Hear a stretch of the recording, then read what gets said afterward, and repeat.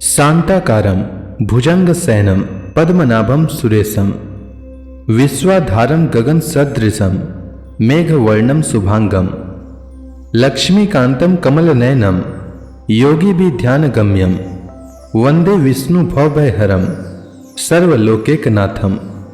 मंगलम भगवान विष्णु, मंगलम गरुड़ध्वज, मंगलम पुंडरीकाक्ष, मंगलाय तनोहरि। ओम नमो भगवते वासुदेवाय। आज से कार्तिक महीने का आरंभ हो चुका है। कार्तिक महीने में कार्तिक स्नान का विशेष महत्व है। कार्तिक महीने में कार्तिक मास महात्म्य की कथा का श्रवण अवश्य करना चाहिए। इससे मनुष्यों के जन्म जन्मांतर के पाप कर्मों का नाश होता है और घर में सुख समृद्धि का वास होता है। आइए श्रवण करते हैं कार्तिक मास महात्म्य की कथा। एक बार ब्रह्मा जी ने नारद जी को कार्तिक माह के विषय में बताते हुए कहा कि कार्तिक मास भगवान विष्णु को सदैव ही प्रिय है। इस माह में भगवान विष्णु का ध्यान करते हुए कोई भी पुण्य कार्य किए जाएं, उसका फल अवश्य मिलता है। सभी योनियों में से मनुष्य योनि को सर्वश्रेष्ठ तथा दुर्लभ कहा गया है। अतः प्रत्येक मनुष्य को कार्तिक माह में पुण्य कर्म करना चाहिए, क्योंकि इस माह में सभी देवगण मनुष्य के समीप हो जाते हैं। इस माह में देवता मनुष्य द्वारा किए हुए स्नान और व्रत तथा वस्त्र, भोजन, चांदी, स्वर्ण और भूमि आदि दिए गए दान को विधि पूर्वक ग्रहण करते हैं। इन सभी में से अन्न दान, जो कि सभी पापों का नाश करता है, उसे अधिक महत्व दिया गया है। कार्तिक माह में मनुष्य जिस किसी मनोकामना से दान अधिक करता है, उसे वह अक्षय रूप में प्राप्त होता है। यदि कोई मनुष्य दान देने में असमर्थ हो तो उसे कार्तिक मास में प्रतिदिन भगवान के नामों का स्मरण करना चाहिए तथा गंगा जी में स्नान करते हुए कार्तिक माह की कथा पढ़नी चाहिए अथवा सुननी चाहिए। ऐसा करने से भी मनुष्य पुण्य का भागी बनता है। इस माह में भगवान को प्रसन्न करने के लिए किसी भी मंदिर में भजन कीर्तन करना चाहिए, स्वयं दीप दान करना चाहिए अथवा दूसरे के दीपक की रक्षा करनी चाहिए। भगवान का सायुज्य तथा मोक्ष पद प्राप्त करने के लिए तुलसी तथा आंवले के वृक्ष को भगवान स्वरूप मानकर उनका पूजन करना चाहिए। जो मनुष्य कार्तिक माह में जमीन पर सोता है, उसके सभी पाप युगों युगों के लिए नष्ट हो जाता है। मनुष्य अरुणोदय काल में जागरण कर गंगा में स्नान करके करोड़ों जन्मों के कलमशों को धो डालता है। अब आइए श्रवण करते हैं कार्तिक मास में दीपदान का महत्व। कार्तिक माह में दीपदान करने से स्त्रियों एवं पुरुषों द्वारा जन्म से लेकर अब तक अर्जित सभी पाप कर्म नष्ट हो जाते हैं।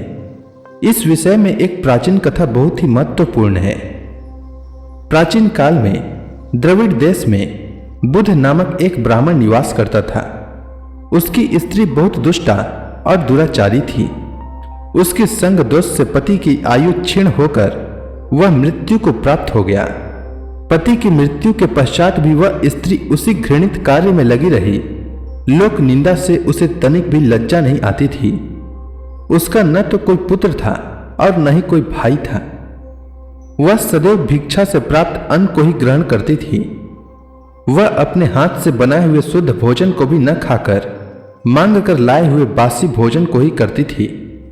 वह तीर्थ यात्रा से भी सदा दूर रहती थी और न ही कभी उसने मंदिर आदि में जाकर कथा प्रवचन ही सुना था।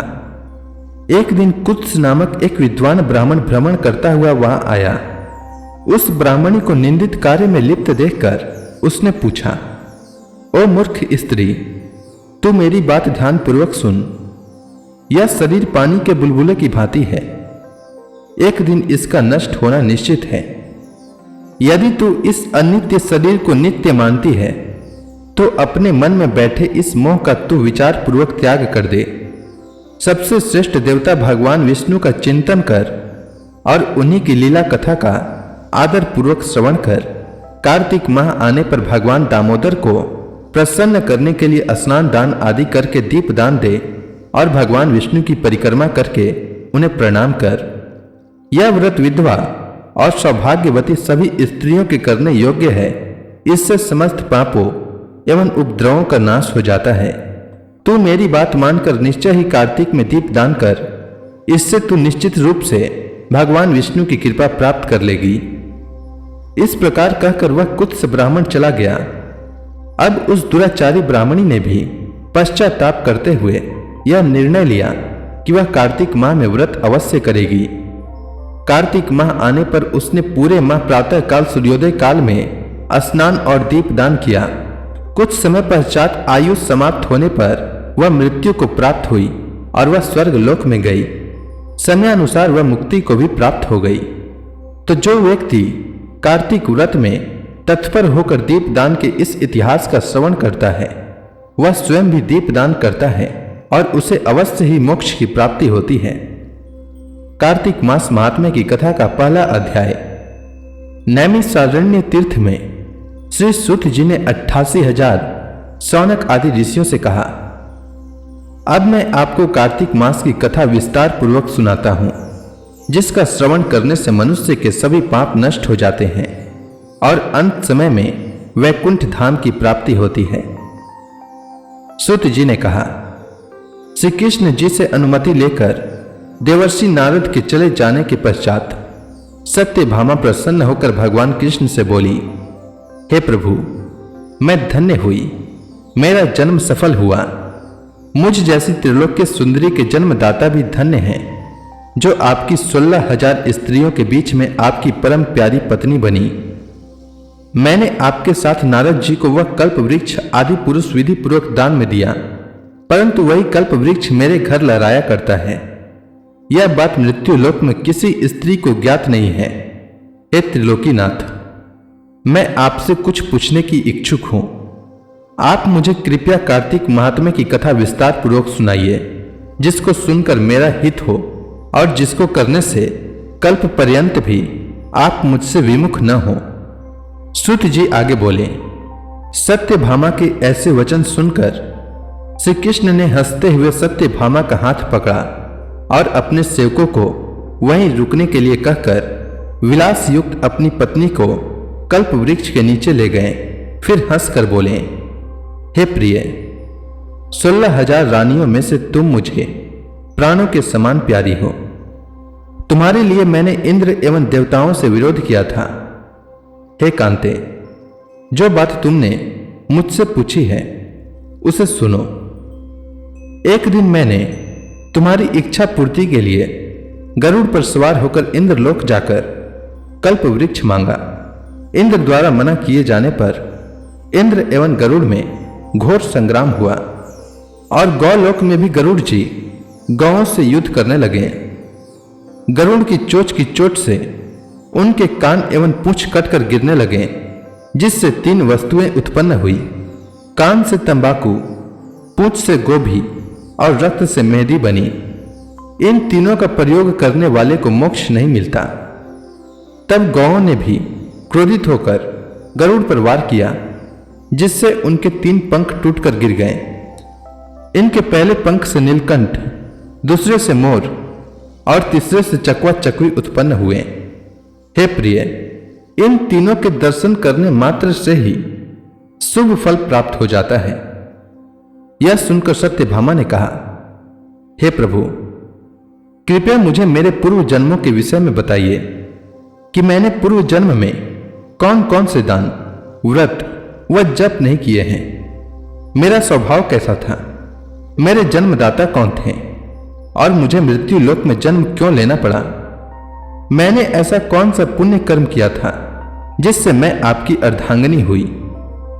श्री कृष्ण भगवान ने कहा, हे प्रिय, अब मैं तुम्हारे द्वारा पूर्व जन्म में किए गए पुण्य कर्मों को विस्तार पूर्वक कहता हूं, उसे सुनो। पूर्व समय में सत्युग के अंत में मायापुरी में अग्नि गोत्र में वेद वेदांत का ज्ञाता देव शर्मा नामक एक ब्राह्मण निवास करता था। वह प्रतिदिन अतिथियों की सेवा, हवन और सूर्य भगवान का पूजन किया करता था। वह सूर्य के समान तेजस्वी था। वृद्धावस्था में उसे गुणवती नामक कन्या की प्राप्ति हुई। उस पुत्रहीन ब्राह्मण ने अपनी कन्या का विवाह अपने ही चंद्र नामक शिष्य के साथ कर दिया। वह चंद्र को अपने पुत्र के समान मानता था और चंद्र भी उसे अपने पिता की भांति सम्मान देता था। एक दिन वे दोनों कुश व समाधि लेने के लिए जंगल में गए। जब वे हिमालय के तलहटी में भ्रमण कर रहे थे, तब उन्हें एक राक्षस आता हुआ दिखाई दिया। उस राक्षस को देखकर भय के कारण उनके अंग शिथिल हो गए और वे वहां से भागने में भी असमर्थ हो गए। तब उस काल के समान राक्षस ने उन दोनों को मार डाला। चूंकि वे धर्मात्मा थे, इसलिए मेरे पार्षद उन्हें मेरे वैकुंठ धाम में मेरे पास ले आए। उन दोनों द्वारा आजीवन सूर्य भगवान की पूजा किए जाने के कारण मैं दोनों पर अति प्रसन्न हुआ। गणेश जी, शिव जी, सूर्य व देवी, इन सब की पूजा करने वाले मनुष्य को स्वर्ग की प्राप्ति होती है। मैं एक होता हुआ भी काल और कर्मों के भेद से 5 प्रकार का होता हूं। जैसे एक देवदत्त, पिता, भ्राता आदि नामों से पुकारा जाता है। जब वे दोनों विमान पर आरूढ़ होकर सूर्य के समान तेजस्वी रूपवान चंदन की माला धारण किए हुए मेरे भवन में आए, तो वे दिव्य भोगों को भोगने लगे। तो इसी के साथ कार्तिक मास महात्म्य की कथा का प्रथम अध्याय पूर्ण हुआ। अब आगे की कथा मैं कल लेकर आता हूं। तब तक के लिए भगवान श्री लक्ष्मी नारायण का नाम लेते रहें। तो प्रेम से बोलिए भगवान विष्णु की जय, तुलसी माता की जय, श्री कृष्ण भगवान की जय, समस्त देवी देवताओं की जय।